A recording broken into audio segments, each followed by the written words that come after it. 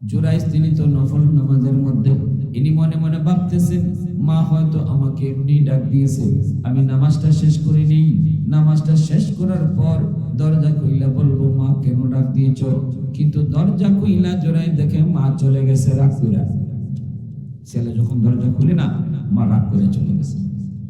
দ্বিতীয় দিন মা আবার আসলেন, আইসা আবারও দেখেন দরজা লাগানো, আবারও ডাক দিছেন বাবা জুরাইজ। তখনও জুরাইজ দরজা খুলেন না, কারণ তিনি নামাজে।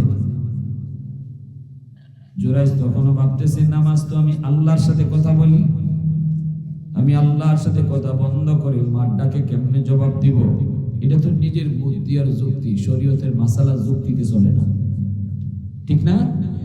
মাসালার সাথে আমার পণ্ডিতি চলবে না, আমার বুদ্ধি চলবে না। মাসালা তো মাসালাই, মাসালায় কয় তুমি আল্লাহর সাথে কথা বললো, শরীয়তের মাসালা হইল আল্লাহর সাথে কথা কোয়া বাদ দাও, মার সাথে কথা কও, বাবার সাথে কথা কও, যদি নামাজ নফল নামাজ হয়। তৃতীয় দিন মা আয়েশা আবার দেখে দরজা লাগানো, মা ডাক দেয় বাবা জুরাইজ। এইবার জুরাইজ দরজা খুলে না, কারণ এখনো নামাজের ভিতরে। এইবার মা যাবার সময় একটা বদদুয়া দিয়া যায়, বদদুয়া। মা কয় 3 দিন আইলাম তুই দরজা খুললি না, তবে সুপনীত হয়। তখন আল্লাহ বলেন নজর রাখবা, আলাদা নজর। ফিকহের কিতাবের মাসালা, একটা মাসালা শুনেন। মা বাবা যদি বৃদ্ধ বয়সে উপনীত থাকে, এই অবস্থায় মা এই রুমে, বাবা এই রুমে, আপনি ওই রুমে নামাজ পড়তেছেন, মা অথবা বাবা তোমারে ডাক দিল,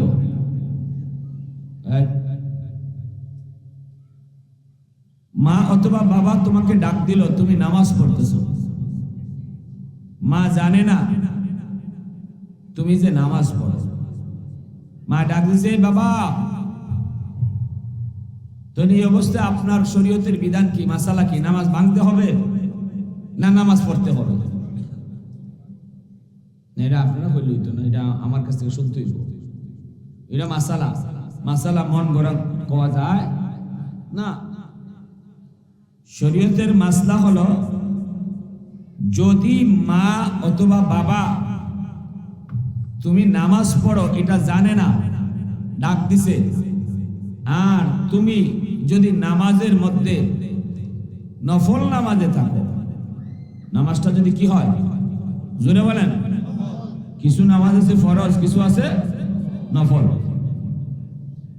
ফরজ নামাজ না, নফল নামাজে যদি সন্তান থাকে আর পাশের রুম থেকে বৃদ্ধ মা বাবা তারে ডাক দেয়, তখন শরীয়তের মাসালা হলো সাথে সাথে নামাজ ভাঙতে হবে।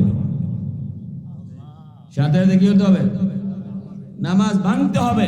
নামাজ যেভাবে আছে এভাবে নামাজ ভাঙ্গিয়া সাথে সাথে দৌড় দিয়া, আম্মা কেন ডাক দিছ, আব্বা কেন ডাক দিছ। আর যদি এই নামাজ সন্তানের ফরজ নামাজ হয়, ভালো করে বুঝছে, নামাজটা যদি কি হয় ফরজ নামাজ হয়, তখন ভাঙবে কি ভাঙবে না। মাসালা হলো, সন্তান নামাজে থেকে এই জিনিসটা খেয়াল করতো যে আমার মা আমার বাবা যে আমারে ডাকতেছেন, এটা কি ইমার্জেন্সি ডাক নাকি না একটু পরে গিয়ে শুনলেও হবে। যদি সে বুঝে যে এটা খুব ইমার্জেন্সি ডাক, মা খাট থেকে পড়ে গেছে অথবা বাবা বাথরুমে গিয়ে পড়ে গেছে আর ডাক দিছে, বাবা এ বাজান কই আসো, তাড়াতাড়ি ধরো, এমন ডাকের নমুনায় বোঝা যায় না, ঠিক কিনা? ডাকের নমুনায় যদি বুঝে যে ডাকটা ইমার্জেন্সি, তখন শরীয়তের মাসালা হলো ফরজ নামাজ সাথে সাথে ভাঙতে হবে। ফরজ নামাজ ভাঙতে হবে, ভাঙ্গিয়া মারে গিয়ে তাড়াতাড়ি ধরতে হবে, বাবারে গিয়ে ধরতে হবে। আর যদি তুমি বুঝো ডাকটা ইমার্জেন্সি না, মা জানে না সন্তান নামাজে ডাক দিছে, হয়তো বেটা আব্দুল করিম, ও আব্দুর রহিম বাজান, তো ডাকের নমুনাই বোঝা যায় যে এটা ইমার্জেন্সি ডাক না, বা বিপদে পড়ে ডাক দিচ্ছে এমন না। যদি এমন বুঝো তাহলে, আর নামাজটা যদি ফরজ হয়, নফল না, নামাজটা যদি ফরজ, নফল এলে সাথে সাথে নফল নফল হলে ডাকে কোনো চিন্তা করা লাগবে না, এটা ইমার্জেন্সি ডাক না এমনি ডাক দিছে, কোনো চিন্তা ছাড়া নফল নামাজ ভাঙতে হবে। আর যদি ফরজ নামাজ হয়, তুমি যদি ভাবো যে না ডাকটা একটু পরে গিয়ে শুনলেও হবে, এটা মা বিপদে পড়ে ডাকছে না, মাসালা হলো নামাজ পড়ো, শেষ করো, এরপরে গিয়া মা আমি নামাজে আসলাম, কেন ডাক দিছো কও। মাসালা বুঝে আসছে? একটা মাসলা জানা 70 রাকাত নফল নামাজের চেয়ে বেশি সওয়াব। জোরে মাত্র জোরে ফোকা জোরে করুন জোরে। আমার ভাইরা বন্ধুরা যুবক, এজন্যই আল্লাহ পাক রব্বুল আলামিন বলেন, চাই তোমার বাবা তোমার মা যদি বৃদ্ধ বয়সে উপনীত হয়, এই বৃদ্ধ বয়সে তুমি বাপ মার দিকে আলাদা নজর রাখো, কারণ এই বয়সে বাবা বড় বিপদ। কোনো কোথাও বাপ মা পড়ে যাইতে পারে, কোমরে ব্যথা পাইতে পারে, বাথরুমে গেলে পরে বাবার বিপদ হইতে পারে, কিনা করে বলো। এজন্য আল্লাহ পাক রব্বুল আলামিন কয়, দুনিয়ার সন্তানের দল, বৃদ্ধ বয়সে বাপ মার দিকে তোমরা আলাদা নজর রাখবা। এমন কোন শব্দ তুমি মা বাবার কথায় মুখ দিয়ে উচ্চারণ করবা না, যেই কথায় মায় কষ্ট পায়, বাবায় কষ্ট পায়, উফ শব্দটা মুখ দিয়ে বের করায়ও না। আল্লাহ কইরে দুনিয়ার সন্তানের দল, মা বাবার জবান থেকে মুখ থেকে কোনদিন আহ ও শব্দ তুমি বের করায়ও না, এমন কোন কথা কইও না, এমন কোন আচরণ কইরো না, অথবা বাপ মার কথায় তুমি তোমার মুখ দিয়া আহ কইও না, উহ কইও না, এ কথা বইল না। মাগো তুমি শুধু খালি কথা আর কথা, তোমার শুধু দাবি আর দাবি, তোমার শুধু এই লাগবে ওই লাগবে, আহ আর পারলাম না আর পারলাম না। আল্লাহ কয় সাবধান, বাপ মার কোনো আবদার কোনো দাবি শুই না, অথবা মা বাবার কোনো কথায় তুমি মুখ দিয়া কখনো আহ শব্দ বের করবা না।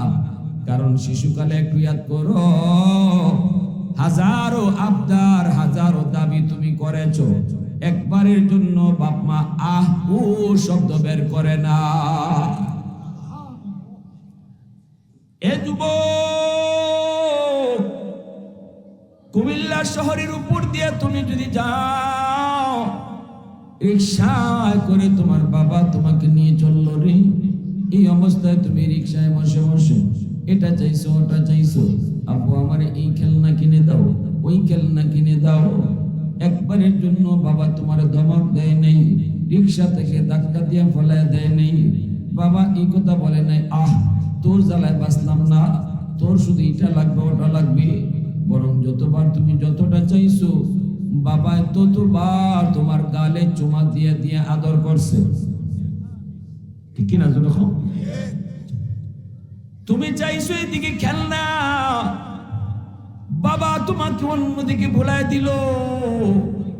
বাবা কই বাজান, ওই যে দেখো ঘোড়া দেখা যায়, ওই যে দেখো একটা ছাগল দেখা যায়, ওই যে দেখো একটা পাগল দেখা যায়। এইভাবে তোমার দাবিটাকে অন্যদিকে বাবা ঘুরাইয়া দিত।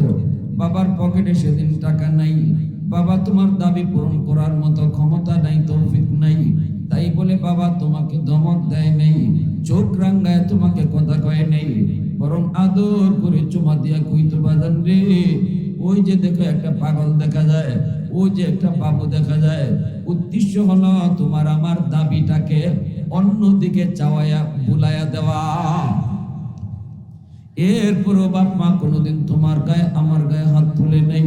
এজন্য আল্লাহ পাক রব্বুল আলামিন কয়, দুনিয়ার সন্তানের দল, আজকে বৃদ্ধ বয়সে মায় যদি কিছু চায়, বাবা যদি কিছু চায়, বাবা যদি কয় বাজান রে আমার শীতের কাপড় নাই, শীতের কাপড়টা একটু কিনে দাও, মায় যদি কয় বাজান আমার ফান সুপারি শেষ, আমার ফান সুপারি এনে দাও, মায় যদি কয় বাজান আমার গ্যাস্ট্রিকের ট্যাবলেট শেষ, ট্যাবলেটটা এনে দাও, প্রেসারের ট্যাবলেট শেষ, ট্যাবলেটটা এনে দাও। এইভাবে কত কথাই না মায় তোমারে কইতে পারে, বাবা তোমারে কইতে পারে, কিন্তু সাবধান, শিশুকালের ইয়াদ করার কথাটা ইয়াদ রাখো, শিশুকালের বিষয়টা মাথায় রাখা কখনো মার সাথে বাবার সাথে ধমক নিয়ে চোখ রাঙ্গায়া কথা কইও না। তোমার আমার দাবি পূরণ করার জন্য মা বাবা কত কত কষ্ট করলো। বাবা যদি বাজারে গেছে, বাবার পকেটে টাকা নাই, সন্তানের ওষুধ লাগবে। এ যুবক, তুমি তো শিশু, তখন তুমি অসুস্থ, ওষুধ লাগবে, ওষুধ শেষ। মায় বইলা দিছে, স্বামী গো বাজারে যাইতেছো, আমাদের মানিকের ওষুধটা শেষ, ওষুধ লাগবে। বাবা বাজারে গেল ঠিকই, কিন্তু বাবার পকেটে ঔষধ কেনার টাকা নাই। কিন্তু কেমনে টাকা ঔষধ কিনে আনবে? ধার করে হলো ঔষধ কিনছে।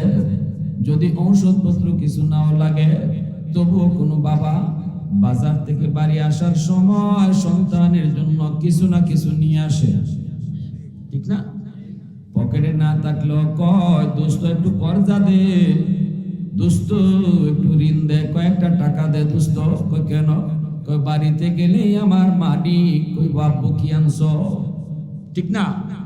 নিজের পকেটে টাকা নাই, ধার করে হলো তোমার জন্য আমার জন্য মা বাবা এই কথাটা চিন্তা করে আমাদের মনের ইচ্ছা পূরণ করার চেষ্টা করেছে, তোমাকে আমাকে খুশি রাখার চেষ্টা করেছে, খুশি করার চেষ্টা করেছে। এজন্য আল্লাহ পাক কয়, বান্দা আজকে বৃদ্ধ বয়সে তোমার মা তোমার বাবা তোমার শিশুকালের মতো হয়ে গেছে। শিশুকালেও তোমার পকেটে টাকা ছিল না, শিশুকালেও তুমি ইনকাম করতে না, শিশুকালেও তোমার কোনো কিছুর প্রয়োজন হলে বাবার মুখের দিকে তুমি চায় থাকতে। তোমার কোনো কাপড় লাগলে বাবাই আনলে তুমি কাপড় পাইতে, ঔষধের প্রয়োজন হলে তুমি নিজে আনতে পারতে না, পকেটেও টাকা নাই, ক্ষমতাও নাই বাজারে যাওয়ার, বাবাই আনলে তুমি পাইতে, তুমি খাইতে। বাবা বাজার থেকে কিছু আনলে তুমি খাইতে। আজ বৃদ্ধ বয়সে মা তোমার বাবা, এই বাবারও পকেটে টাকা নাই, বাবা বৃদ্ধ হয়ে গেছে রে যুবক, কোমরে তার ব্যথা, পকেটে তার টাকা নাই, আগের মতো সে রুজি করতে পারে না, এখন তার গায়ে শক্তি নেই। কোনো কিছু লাগলে তুমি সন্তানের মুখের দিকে তাকায় থাকে, ঠিক কিনা ধরে বলো? শিশুকালে তুমি যেইভাবে মা যেইভাবে বাবার মুখের দিকে তাকাইতে, আজকে বৃদ্ধ বয়সে তোমার মা তোমার বাবা আজ তোমার চেহারার দিকে তাকায় থাকে। আল্লাহ পাক কই, ওই দুনিয়ার সন্তানের দল, এই কথাটা মাথায় রেখে কখনো বাপ মার সাথে খারাপ আচরণ কইরো না।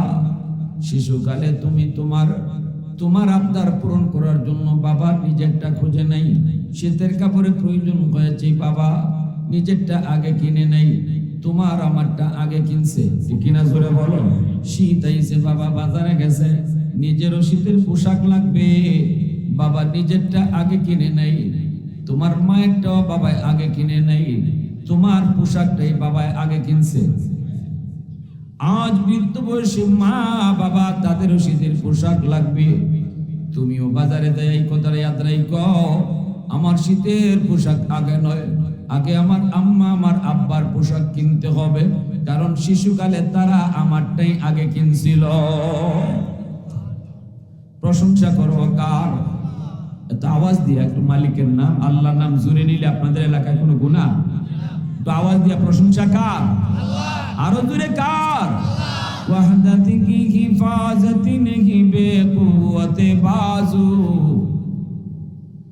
ওয়াহদাতি কি হিফাজতি নেহি বেকুওয়াতে বাজু, আতিনি কি কুছ কামি হাক লে খুদা দার, आतीनी की कुछ कामी हा अक्ल खुदा दा, ऐ मर्द खुदा तुझको कुव्वत नहीं हासिल, जा बैठ किसी गार में अल्लाह का कर याद, ये सच है कि बातिल की तरफदार नहीं हम, गद्दार न समझो गम गद्दार नहीं हम, फूलों की तरह नरम मिजाज अपना है नजर, हम तीरी नहीं नेज़ा व तलवार नहीं गा, हम तीरी नहीं नेज़ा व तलवार नहीं हा।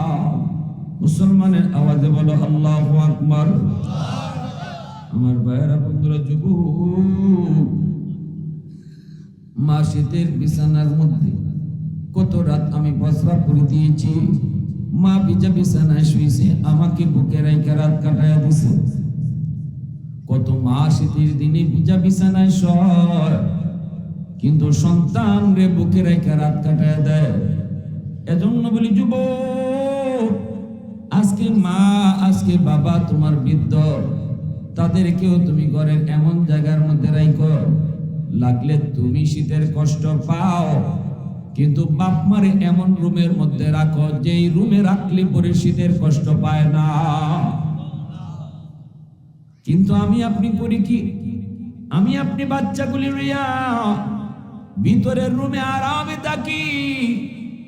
অনেক সন্তান মাকে বাবাকে এমন রুমে রাখে যে রুমে বাতাস ঢুকে, ঠিক না? জোরে বলেন। বারান্দার রুম, পিছনের রুম, এই রুম সেই রুম, যেই রুমটা হলো সাইড রুম, সাইড রুমে থাকলে পরে বাতাস ঢুকে শীতের কষ্ট হয়। একটাবারও তুমি চিন্তা করলে না আল্লাহ কি বলছে?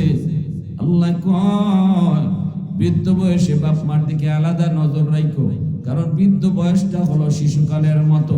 শিশুকালটাতে তুমি যেমন ছিলে, বাপ মাও তোমার বৃদ্ধ বয়সে এরকম হয়ে গেছে।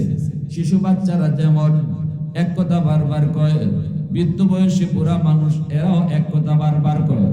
শিশু বাচ্চা যেমন একটু বেশি বেশি কথা কয়, যন্ত্রণা জ্বালাতন একটু বেশি দেয়, বৃদ্ধ মানুষ যখন বেশি বয়স বেড়ে যায় তখন সেও এক কথা বারবার কয়, একটু বেশি বেশি কথা কয়, জ্বালাতন করে। আল্লাহ পাক কয় শুনো, শিশু বয়সটা বৃদ্ধ বয়সটা শিশুকালের মতো। শিশুরা যেমন শিশুকালে মা বাবার দিকে চেয়ে থাকে, বাপ মার আদর পায়, বাপ মা আনলে সে খায়, বাপ মা দিলে সে পায়। বৃদ্ধ বয়স তোমার মা তোমার বাবা তোমার চেহারার দিকে তাকায় আছে, সন্তান তুমি দিলে পায়, তুমি দিলে খায়, ঠিক কিনা? এজন্যই শীতের দিনে একটু খেয়াল করে দেখো, যেই মা তোমাকে সবসময় বুকে রাইখা সারাটা শীতের সিজন কাটাইতো, নিজে শীতের কষ্ট করলো, সন্তানকে শীতের কষ্ট পেতে দিত না। আজকে ওই মা বৃদ্ধ বয়সে উপনীত হয়েছে, এই মাকেও তুমি এমন জায়গায় এমন ব্যবস্থা করে রাখো, তুমি কষ্ট পাইলে পাও শীতের, কিন্তু মা যেন কষ্ট না পায়।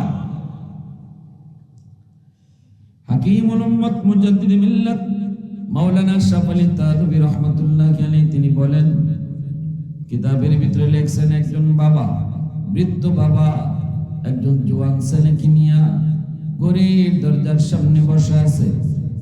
এই অবস্থায় বাবার চোখে পাওয়ার নেই, কোমরে শক্তি নাই, দাঁড়াইতে পারে না, সোজা হয়ে বাঁকা হয়ে দাঁড়ায়, চোখে ঠিক মতো দেখে না, বয়সের কারণে কানে ঠিক মতো শুনে না। এই অবস্থায় জওয়ান ছেলে, আদরের কলিজার টুকরা সন্তান, আজকে বড় হয়েছে, বাবার পাশেই বসা। এই অবস্থায় বাবার কানের মধ্যে বাজলো একটা পাখির ডাক। বাবা তখন বলতেছে, বাজান এটা কিসে ডাকে? সন্তান কয়, আব্বু এটা কাক। কয় কই বইছে? ওই যে আমাদের আম গাছের ডালে। বাবা তো দেখে না, বাবা ঠিক মতো শুনেও না। বাপে আবার কয়, বাজান এটা কিসের ডাক? ছেলে কয়, আব্বু বললাম তো এটা কাকের ডাক। বাপে আবার কয়, বাজান এটা কিসে ডাকে?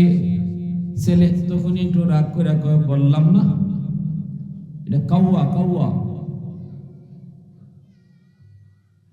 বাপে কয়, বাজান রে 3 বার বলছি, 3 বার জিগাইতে তুমি রাগ করছো, কিন্তু মনে পড়ে গেছে বাবা, এই জায়গায় বসে শিশুকালে তুমি আমাকে গাছের ডালে একটা কাক ডাকতেছিল, আমাকে বারবার বলতেছিলে, আব্বু এটা কিসে ডাকে? আমি বলেছিলাম কাক। আবার বলেছিলাম, আব্বু এটা কিসের ডাক? আমি বলেছিলাম কাক। আবার বলেছিলাম, আব্বু এটা কিসের ডাক? তখন আমি তোমার গালে চুমা দিয়ে বলছিলাম, আব্বু এটা কাক। আমি তোমাকে 3 বারের সময় গালে চুমা দিয়ে কইছি, আব্বু এটা কাকের ডাক। আর আজকে তুমি আমাকে 3 বারের সময় ধমক দিয়া কইছো কাকের ডাক, ঠিক না? একবার নয়, 2 বার নয়, 10 বার তুমি আমাকে জিজ্ঞেস করেছিলে। 10 বার, 10 বারই আমি তোমার গালে চুমা দিয়ে দিয়ে কইছি আব্বু এটা কাকের ডাক। একবারও বাবা রাগ করিনি, একবারও তোমার ধমক দেই নেই, একবারের জন্য চোখ রাঙ্গাই নেই, বরং চুমা দিয়ে দিয়া আদর করে করে বারবারই শুধু কাক বলেছি। এজন্য হাকিমুল উম্মত থানবী রাহমাতুল্লাহি আলাইহি বলেন, উম্মতের দল, ও নবীর উম্মতের দল, আল্লাহ পাক বিশেষভাবে বৃদ্ধ বয়সের কথাটা উল্লেখ করেছে। কারণ এই বৃদ্ধ বয়সে বাপ মা একদম অসহায় হয়ে যায়। বৃদ্ধ বয়সে বাবা অসহায়, মা অসহায়। নখটা বাপে কাটতে পারে না, চোখে দেখে না, নখ কাটতে গেলে আঙ্গুল কেটে ফেলে, মুছ কাটতে গেলে টুট কেটে ফেলে, ঠিক না? আল্লাহ পাক কয় এই বয়সে তুমি তোমার বাবার নখটা কেটে দাও। আল্লাহ কয় বুড়া বয়সে আলাদা নজর, নখটা তুমি কেটে দাও, মুছটা তুমি কেটে দাও। এ যুবক, এই নখ কাটতে যায়, মুছ কাটতে যায়, যতবার নজর তোমার বাবার চেহারার দিকে তোমার পড়লো, মায়ার নবী, দয়ার নবী, রহমতের নবী, যেই নবী জীবনে কোনোদিন মিথ্যা বলেন নাই, ওই নবী বলে মা মিন ওয়ালাদিন বারিন ইয়ানজুরু ইলা ওয়ালিদাইহি নাজরা রাহমাতিন ইল্লা কাতাবাল্লাহু লাহু বিকুল্লি নাজরাতিন হাজ্জাতাম মাবরুরা। যতবার নজর বাবার চেহারার দিকে পড়ছে, রাসূল বলেন ততবার তার আমলনামায় আল্লাহ পাক কবুল হজের সওয়াব আল্লাহ দান করে। এজন্য যেই সন্তান বাবার নখটা কেটে দিল, বাবার মুছটা কেটে দিল, বাবা বুড়া হয়ে গেছে, নিজের হাতে পারে না, এ যুবক যতবার নজর বাবার চেহারায় পড়লো, ততবার আমলনামায় কবুল হজের সওয়াব। বাংলার জমিন থেকে মানুষ হজে যায়, 3 লক্ষ, 5 লক্ষ, 7 লক্ষ টাকা খরচ করে, এরপর হজ কবুল হয় কি হয় না কোনো গ্যারান্টি নেই। নিয়ত যদি ভালো না থাকে হজ কবুল হবে না, টাকা যদি হালাল না হয় হজ কবুল হবে না। কিন্তু আমার নবী বলেন, সন্তান যদি মায়ার নজরে বাবার চেহারার দিকে তুমি মায়া করে তাকাও, মার চেহারার দিকে যদি মায়ার নজরে তাকাও, আল্লাহ পাক তোমাকে কবুল একটা হজের সওয়াব দান করবে। এজন্যই থানবী রাহমাতুল্লাহি আলাইহি বলে, যেই সন্তান বেশি বেশি করে মা বাবার চেহারার দিকে নজর দেয়, এই সন্তানকে আল্লাহ পাক দুনিয়াতে মরণের আগে আগে আল্লাহ তারে মক্কা মদিনা জিয়ারত নসিব করায় দেয়। কারণ কি? কারণ হলো এই মানুষটা, এই যুবকটা, এই সন্তানটা বাপ মার চেহারার দিকে বারবার তাকায়া তাকায়া, বাপ মার চেহারার দিকে মায়ের নজরে তাকায়, কথা কয়, মনের আনন্দে কথা কয়, মার সাথে বৈশা গল্প করে, বাবার সাথে বৈশা গল্প করে, ফ্যামিলির বিষয়ে মার সাথে পরামর্শ করে, বাবার সাথে পরামর্শ করে। যদিও বাবা বৃদ্ধ, বাবার পরামর্শ নেয় না, না আব্বারে না জিগায় কিছু করে না। এই সন্তান যখনই বাবার কাছে বৈশা যখন পরামর্শ করে, বাবার চেহারার দিকে নজর দিল, আব্বা আপনি এই ব্যাপারে কি বলেন, আম্মা এইভাবে করতে চাই কি কোন, আম্মা তুমি কও কর্ম কি কর্ম না, আব্বা আপনি কোন কর্ম কি কর্ম না। এইভাবে মা বাবার সাথে বৈশা বৈশা সংসারের বিষয়গুলা আলাপ কইরা সমাধান করে সিদ্ধান্ত নেয়।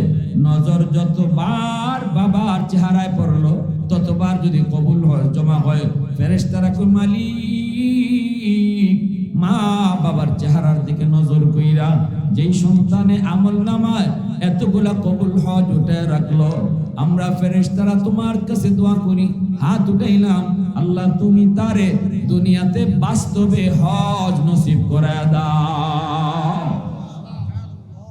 আরো জোরে কন্যা সুবহানাল্লাহ, আরো জোরে সুবহানাল্লাহ। তাহলে যেই মানুষটার উপরে, যেই সন্তানের উপরে বাপ মা রাজি, যেই সন্তানের উপরে বাপ মার দোয়া আছে, যেই সন্তানের পিছনে বাপ মার দোয়া আছে, এই সন্তানকে আল্লাহ পাক তার তৌফিক না থাকলেও, টাকা পয়সা না থাকলেও, আল্লাহ তাকে কুদরতি ভাবে কোনো না কোনো সুরতে মক্কা মদিনা আল্লাহ তারে জিয়ারত করা। ইয়ার হাদিরিন, ওই যে জুরাইজ এত বড় আল্লাহর ওলি, এত বড় আল্লাহর ওলি, যিনি হাত উঠে দোয়া করলে আল্লাহ দোয়া কবুল করে। জঙ্গলের মধ্যে বৈশা বৈশা আল্লাহর কাছে জিকির, আল্লাহর বন্দেগী করে। ওই অবস্থায় মা জনপদ থেকে, গ্রাম থেকে ছেলেকে দেখতে গেছে জঙ্গলে। দরজার সামনে মা যায়, দেখে দরজা লাগানো। মা দরজার বাহির থেকে ডাক দিল, বাবা জুরাইজ। আল্লাহর ওলি জুরাইজ তখন নামাজ পড়েন। মার ডাক শোনার পর ওই নামাজ ভাঙলেন না, অথচ নামাজটা ছিল নফল নামাজ। এর যুবক, এজন্যই তো আমল করার আগে এলেম লাগে, কিনা জোরে বলেন? আমলের চেয়েও এলেমের দাম বেশি। কারণ জুরাইজ তিনি শুধু আলেম না, কিন্তু আবেদ। নামাজ পড়া পড়া, তাসবিহ পড়া পড়া ইনি আল্লাহর ওলি হইছে, কিন্তু আলেম না। কিনা? আলেম যদি হইতো তাহলে বুঝতো নফল নামাজে থাকলে মার ডাকে জবাব দিতে হয় নামাজ ভাঙ্গিয়া। ঠিক কিনা? মাসালা কইছি না আগে? নফল নামাজের ভিতরে যদি তুমি থাকো, নফল নামাজের ভিতরে যদি তুমি থাকো, শরীয়তের মাসালা হলো নামাজ ভাঙ্গো, মা ডাকি বাবা ডাকে জবাব দাও। জুরাইজ তিনি তো নফল নামাজের মধ্যে, ইনি মনে মনে ভাবতেছেন মা হয়তো আমাকে এমনি ডাক দিয়েছে, আমি নামাজটা শেষ করে নেই। নামাজটা শেষ করার পর দরজা খুইলা বলবো মা কেন ডাক দিয়েছ, কিন্তু দরজা খুইলা জোরাই দেখে মা চলে গেছে রাগ করে। ছেলে যখন দরজা খুলে না, মা রাগ করে চলে গেছে। দ্বিতীয় দিন মা আবার আসলেন, আইসা আবারও দেখেন দরজা লাগানো, আবারও ডাক দিয়েছেন বাবা জুরাইজ। তখনও জুরাইজ দরজা খুলেন না, কারণ তিনি নামাজে। জুরাইজ তখনও ভাবতেছেন নামাজ তো আমি আল্লাহর সাথে কথা বলি, আমি আল্লাহর সাথে কথা বন্ধ করে মার ডাকে কেমনে জবাব দিব? এটা তো নিজের বুদ্ধি আর যুক্তি, শরীয়তের মাসালা যুক্তিতে চলে না। ঠিক না? মাসালার সাথে আমার পণ্ডিতি চলবে না, আমার বুদ্ধি চলবে না। মাসালা তো মাসালাই। মাসালায় কয় তুমি আল্লাহর সাথে কথা বললো, শরীয়তের মাসালা হইল আল্লাহর সাথে কথা কওয়া বাদ দাও, মার সাথে কথা কও, বাবার সাথে কথা কও, যদি নামাজ নফল নামাজ হয়। তৃতীয় দিন মা আয়েশা আবার দেখে দরজা লাগানো, মা ডাক দেয় বাবা জুরাইজ।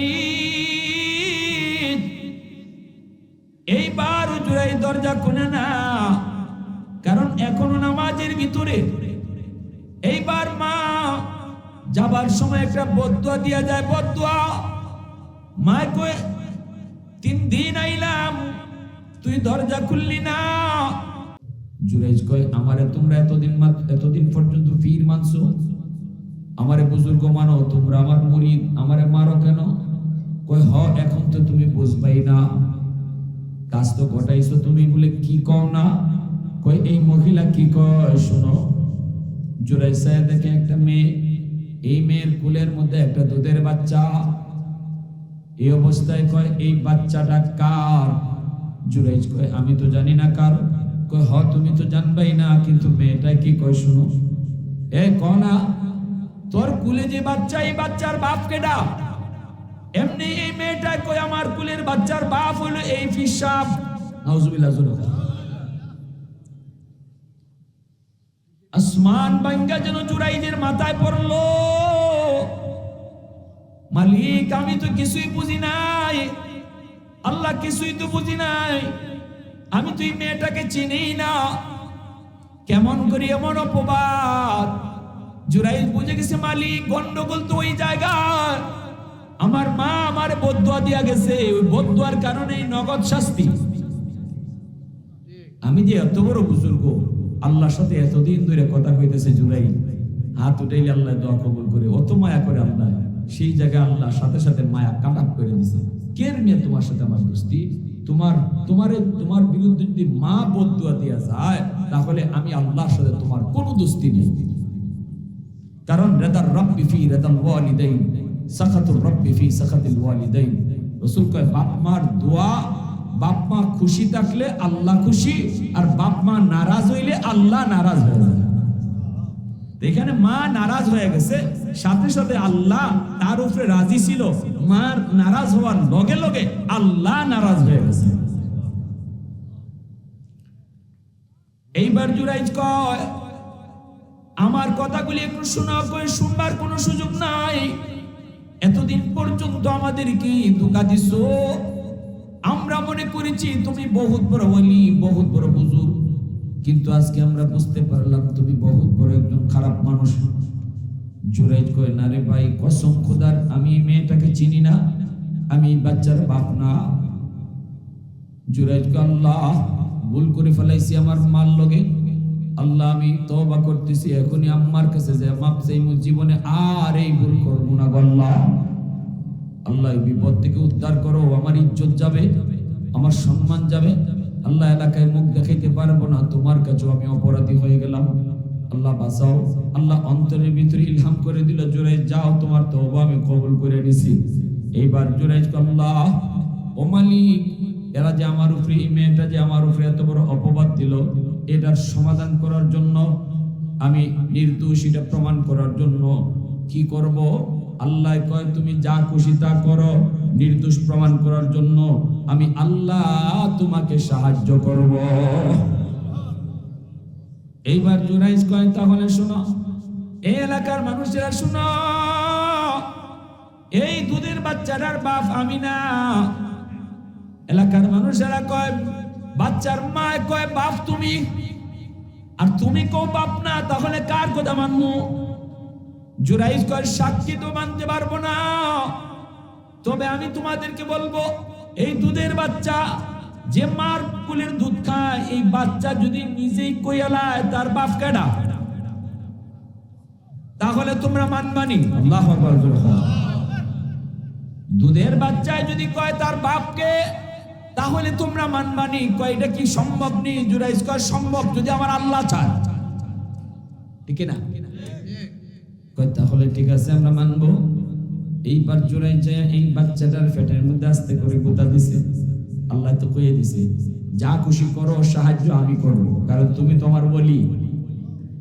একটু বিপদে ফেলাইছি, একটু পরীক্ষায় ফেলাইছি, একটু তোমারে কুচট খাওয়াইছি, একটু বুঝ দেওয়ার লাগে, জীবনে কোনোদিন মার করে যায় ব্যথা দিও না। মা যদি নারাজ হয় তোমার বুজুর্গি থাকবে না, বাবা যদি তোমার উপর নারাজ হয় তোমার বুজুর্গি থাকবে না। তোমার যত বুজুর্গি, তোমার যত বড় উলায়াত, তুমি যত বড় জিলানি, তুমি যত বড় চিশতি, সব কিছু মার পায়ের তলে, বাপের পায়ের তলে। আল্লাহ।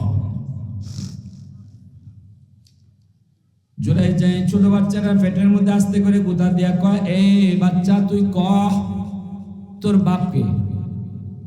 জীবনে দুধের বাচ্চার কথা কয়? পৃথিবীতে 3টা দুধের বাচ্চা কথা কইছে, পৃথিবীতে 3 জন দুধের বাচ্চা কথা কইছে। 2 জনের কথা আইছে কোরআন, আর 1 জনের কথা আইছে হাদিস। 2টা দুধের বাচ্চা যার কথা কোরআনে আইছে, একজন হলেন ঈসা আলাইহিস সালাম। মরিয়ম আলাইহিস সালামের কুলে থেকে ঈসা আলাইহিস সালাম কইছিলেন, আমার আম্মারে তোমরা খারাপ কইও না, আমার আম্মা নির্দোষ, আমার আম্মা পবিত্রা, আমি আল্লাহর পক্ষ থেকে পয়গম্বর। আল্লাহু আকবার। ইন্নী আব্দুল্লাহ আতানিয়াল কিতাব ওয়া জাআলানি নাবিয়্যা। ঈসা নবী মার কুলে দুধের শিশু, তখন এই সার্টিফিকেট, মা যে নির্দোষ, মা যে পবিত্র, এই সার্টিফিকেটটা সন্তানে দিতেছে।